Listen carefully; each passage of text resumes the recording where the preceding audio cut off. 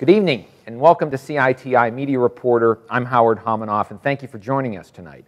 My guest this evening is Danny Bennett, the mastermind behind his father Tony Bennett's career in the music business for much of the last 3 decades. And Danny, thank you for joining us. Great, mastermind sounds villainous. Well, in a good way, right? Okay. So we were chatting right before we got started here, and it sort of immediately raises a question for me, which is the so much success and of Tony's career.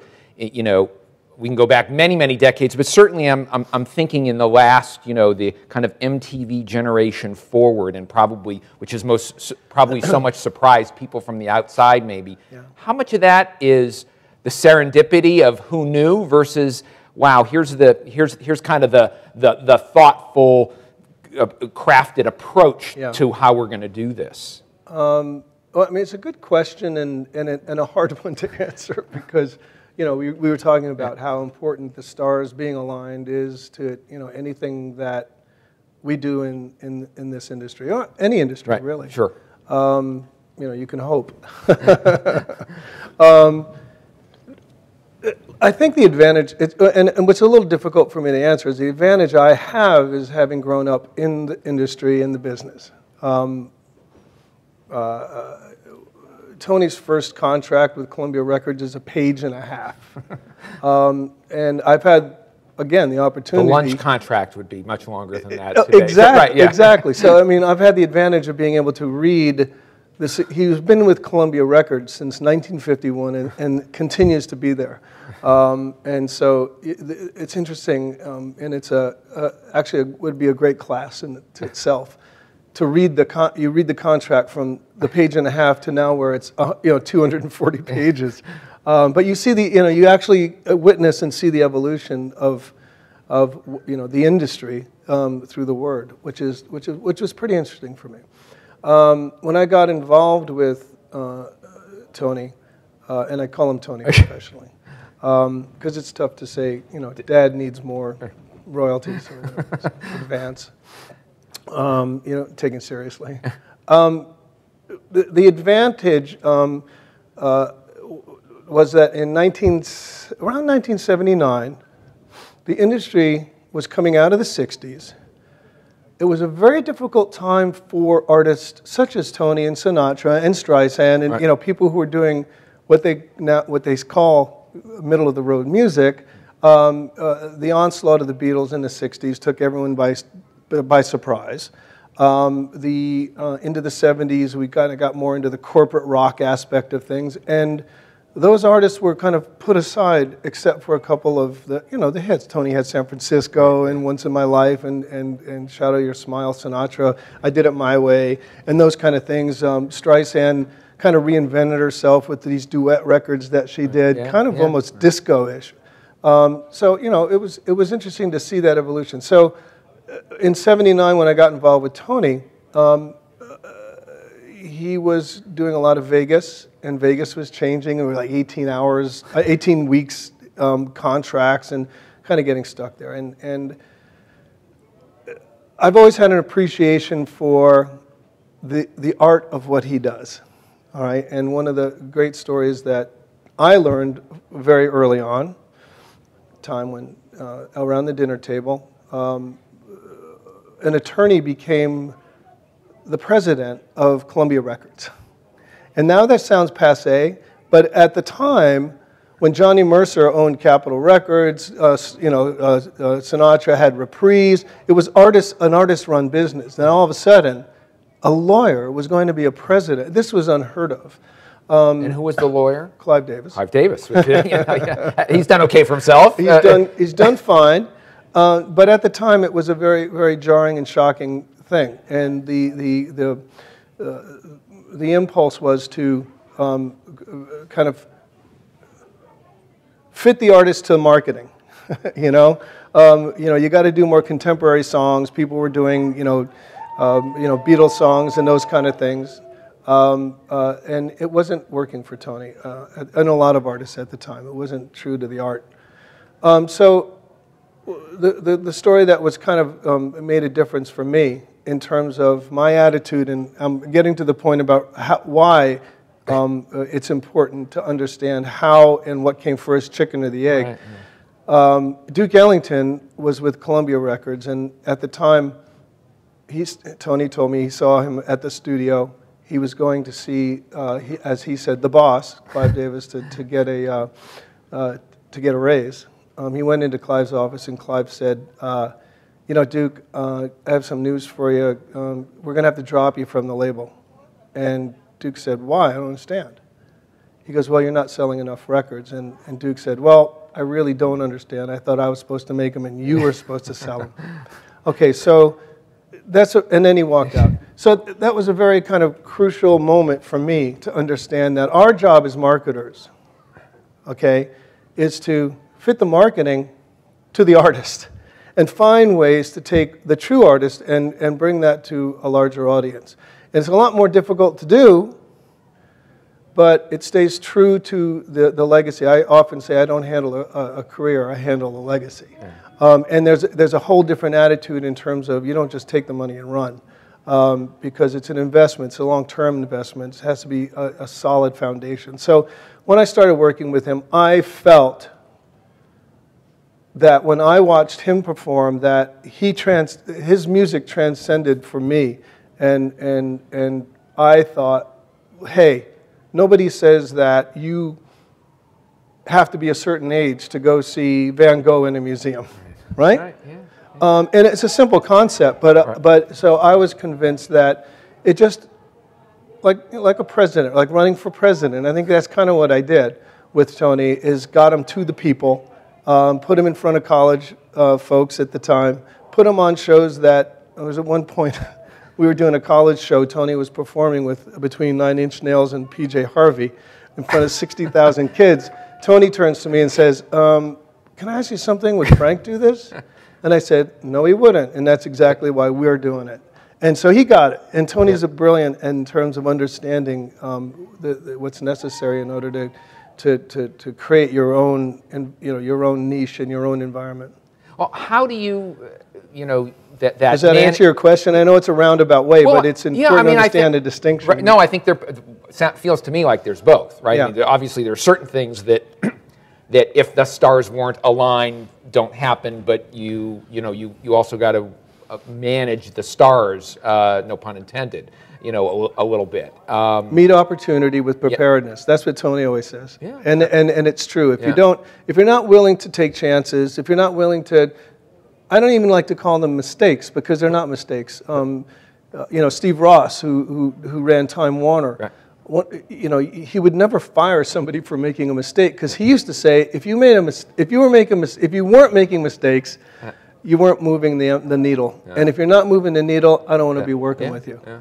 So it's an important lesson. So in managing a legacy, what guides you in the decisions, from the broad strategy to the specifics of we'll do this event, we won't do this event, I'll have Tony dress up like this, but I won't have him do that. How much of that is just the gut versus, I don't know, how much, you can research that or use data to help you with it, but what's that mix to guide a bunch of decisions which just feel you add the word legacy to it, it takes on more weight than here today, gone tomorrow.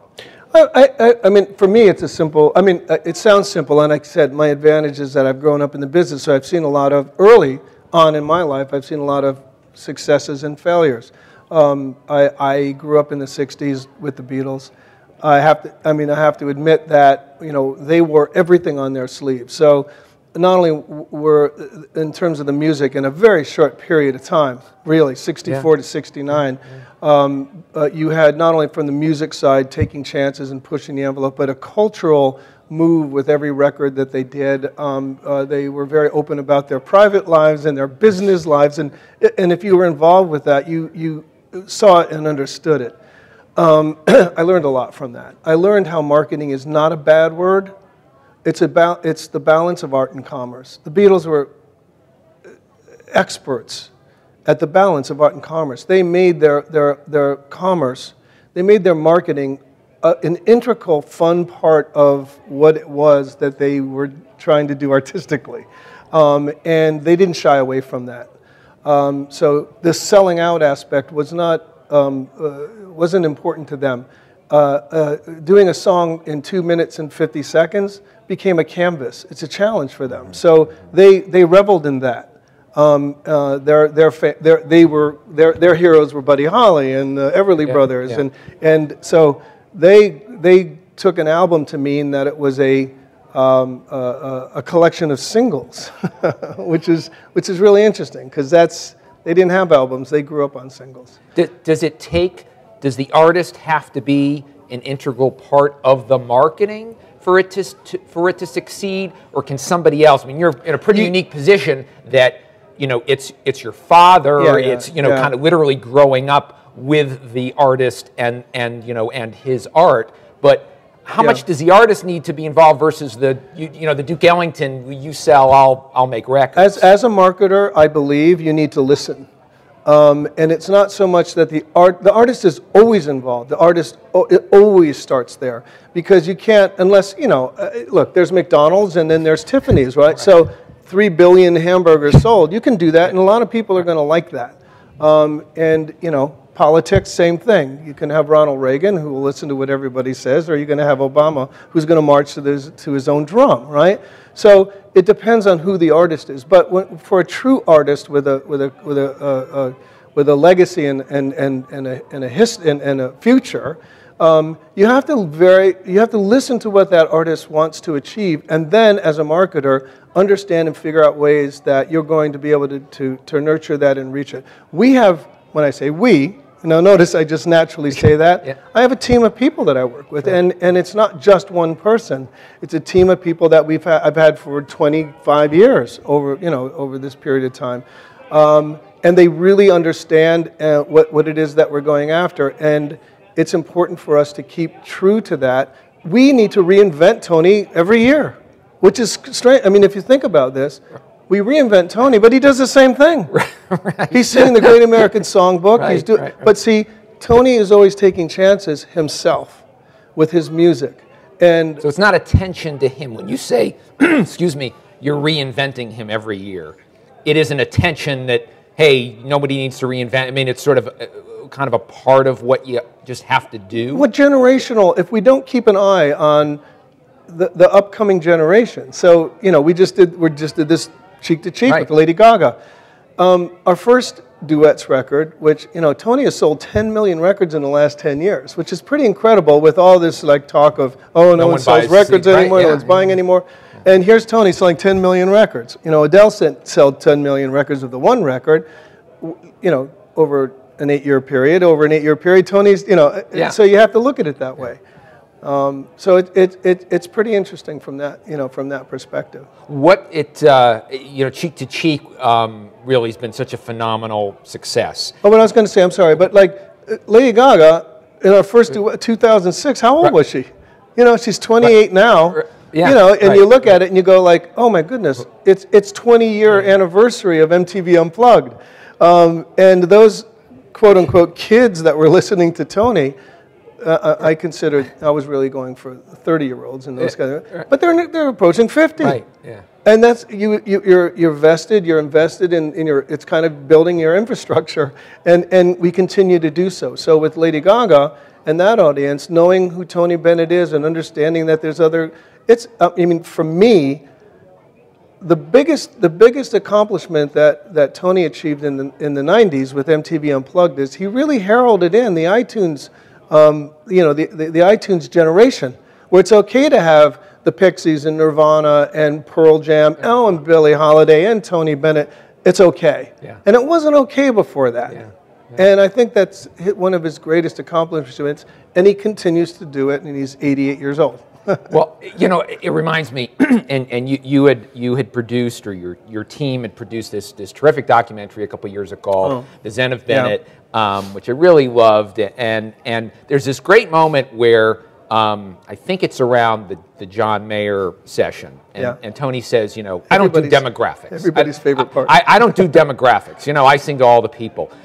So at the risk of upsetting your father, what do the demographics look like for, how much do you pay attention to that in terms of who's buying Cheek to Cheek or who's buying the tickets, you know, for events and things? What does it look like, and what's it telling you? Well, the interesting thing about that section, which is everyone's favorite section, and is my I thought I was unique in that. Well, it was my no. It's my most but it's my most uncomfortable. But it's great. It's great. It's great. It's great on film. Yeah. Well, what's great about it, I'll tell you, and for me, is that we don't pay attention to demographics, and that's how we're successful with it. If we were paying attention to demographics, then we would say, no, we can't.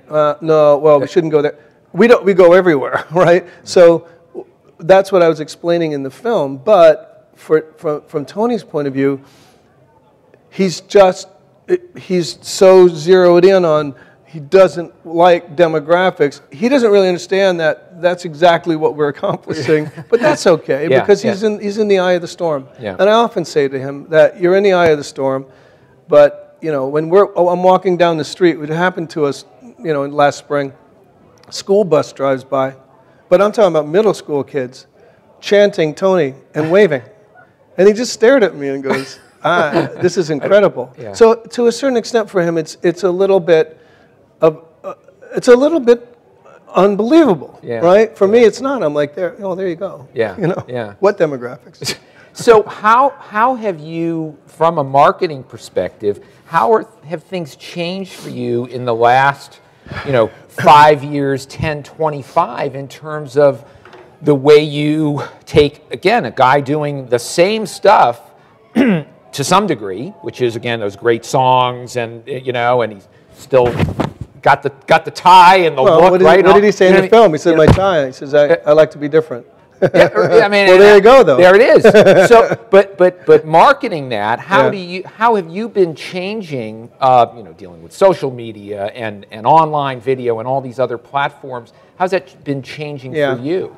Well, and again, advantage growing up in the business, the studio business, wiring and building studios, being in bands. Technology's never scared me. I think that our industry has stumbled.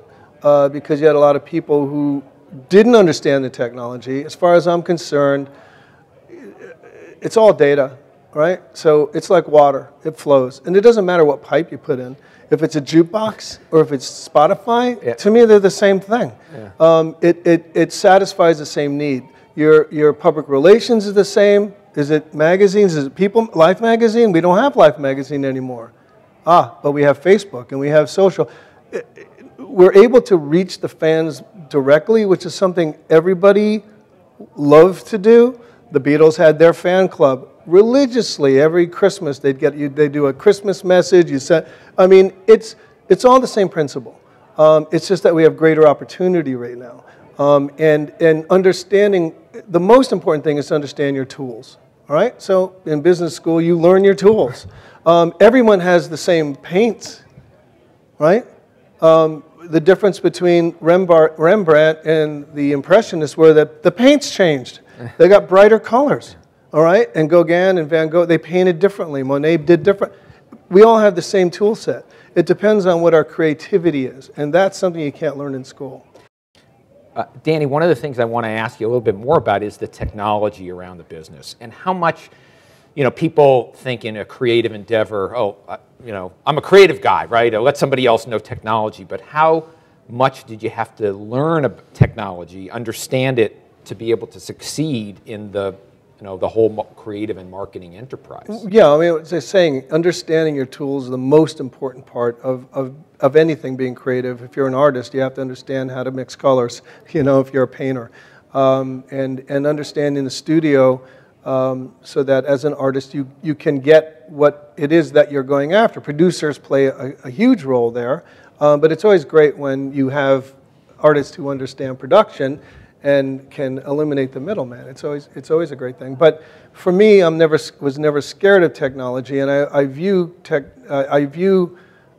music now as data, whether it's on a wax disc, whether it's on a CD, whether it's on through broadband. It matters little to me.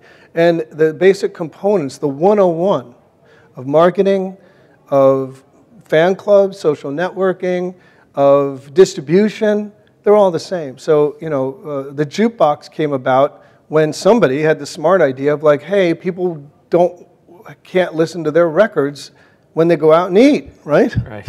And it's like, well, we have radio. Well, no, but that means that they can't choose what they want. So someone came up with the idea of putting records in a box where people could put money in and choose what they want to hear. It's what we're doing today, right? Choice. And to me, it's just the same thing. I am a huge believer in subscription base, and that we'll get whatever we want, and that's books, that's music, any cultural arts, and it's a wonderful thing. It's just that our industry has stumbled with it. Spotify is a great thing. Let's take out Spotify. Streaming companies are going to be a wonderful thing, but artists aren't getting paid what they should. There are various reasons for that. And as far as I'm concerned, it's, again, comes down to 101. If you give your product away, no one's going to buy it. And I've had a hard time talking this through with a lot of different people. If artists get paid for it and and the labels want to give it away, that's fine with me. But the idea here is that artists need to get paid for what they do. And that's the most important thing. But you see, Taylor Swift took the bold move of not putting a record up on streaming. Why? Because she sold 4 million records. And with Cheek to Cheek, it was very important for me. I didn't have the ability to keep it off streaming, but I felt that Gaga's audience, if given the choice of buying a record for $15.99 or streaming it for free, it seems like a no-brainer. Yeah. So what I want to ask you about the labels, and there's been so much written over so long a period of time about kind of the music industry's slow or the failure to deal, whether fast enough or well enough, with the digital revolution. You've been with Columbia, or Tony's been with Columbia since 1951, I think you said. Yeah. Where is the label? How important is the label still to you? Or you can make it more broadly, not necessarily you or only Tony's business, but how important are still the labels today versus, does it just not matter and we're all entrepreneurs at this? It's a really hard question to answer because I think that it would take a semester. Seriously, yeah. I mean, and it deserves it too, because I think it is important to understand how it has stumbled and what can be done. I just know that I cut my teeth on the fact that Tony didn't have the normal avenues like radio, right? So, in the 90s when everyone was switching over from vinyl to CDs, there was this huge upsurge. People, the old adage of when the tide goes out, you can see who's wearing bathing suits. Yeah. We're at the point where the tide is out. Yeah. So my adage is, and I always say this, is that when business is good and you do bad business, it's okay. But when business is bad and you're doing bad business, you better look out. And we're seeing that happen now. Steve Jobs came in at a time and was smart about it and spent money marketing. He wasn't really concerned about the music. He wanted to sell hardware. But I think that's why Sony bought CBS or Columbia Records to begin with, and somehow lost their way with that. But Steve Jobs stepped in, did what needed to happen. Napster came along, and we didn't embrace it. They tried to fight it, and those are huge mistakes, huge mistakes. 100% of nothing's nothing, at a certain point. So yeah, they own masters, but at the same time, you kind of back themselves into a corner to possibly become obsolete, because if you have distribution, self-distribution, just like self-publishers now, right? Yeah. Why do you need a publisher? Well, you like advances, but then no one's paying advances anymore. Right. So what? Yeah. Yeah. And then it's like, well, when you start becoming successful, we'll give you money, and you're going like, well, when I'm successful, I don't need your money. Then I don't need you, right? So it's a conundrum, and I think there's a lot that people can do on the independent side, or have done on the independent side. I worked on a Pearl Jam record, Backspacer. They didn't have a label. And with Tony, we had to make deals, third-party deals to, our industry doesn't have the kind of marketing dollars like the movie industry can spend 40 million, 50 million promoting. Well, we just don't have that. So I had an acronym, OPIUM, Other People's Money, OPM. And I applied that throughout the early 2000s. How about the broadcast business in terms of as a marketing tool or as a business today? What's your perspective on radio, particularly to a lesser extent television? You obviously made great use of it with MTV and in the 90s, but particularly talk about the radio business and how important is that still? Well, let's talk about TV a little bit, but you need to be bold. And one of the things that we did with 2006 was we did the deal with Target. Huge, great partners for us. It wasn't just like your week-long, 10-day thing. I pitched kind of a 6-month partnership where we educate the consumer. It's important to educate the consumer so they understand what's coming in. It's not just a flash in the pan, and they don't. Again, they feel a sense of discovery. Did you have to educate Target in that before you educate the consumer? Of course, because it's like Tony Bennett and Target. They were, why would we do that? Right. Well, we talked about doing, Tony's birthday on August 3rd, releasing the record in September, and then having, I kind of pitched this idea of a television special around Thanksgiving that was brought to you by Target. Target Presents, just like the old days. Singer presents. Star Theater, and whatever. they love the idea, And I said, now they're creatively vested, and we didn't just do a music show. We got Rob Marshall from Chicago, and he had just done Geisha the movie to direct this, and we won 9 Emmys, and did quite well. Is it tough to do? Yeah, it's tough to pull off, but but it feels like there's a huge. So what you're describing though feels like a huge missed opportunity. In the 80s and 90s, MTV seemed central to the music business. Yeah, where do you? You got to stay in front of the wave. What MTV? The old joke is, I remember MTV when they actually, had music on there. Where's the music in TV much today? Well, look, there's no joke. We used to have 3 networks, and now there's what, 800 opportunities. So when the Beatles played on Ed Sullivan, you had 70 million people tune in. Well, they could watch Bonanza, and they could, so that we don't have that anymore. So it's desperate, and again, getting everybody into one area. But Ted Sarandos brilliantly in terms of the understanding the idea of streaming and understanding that people don't have brand loyalty anymore. So what we can do now is have it when we want it. And if you want to watch Breaking Bad through the whole thing, you can and will, or House of Cards. There it is. And it's a different way of thinking. No LPs anymore. We're kind of back to singles. And now it's up to the artists to make sure that every song they do is a single, which is back to the Beatles. Well, Danny, thank you for joining us tonight. You're welcome. Really appreciate you being here. And thank you for joining us tonight on CITI Media Reporter. I'm Howard Homanoff. Good night.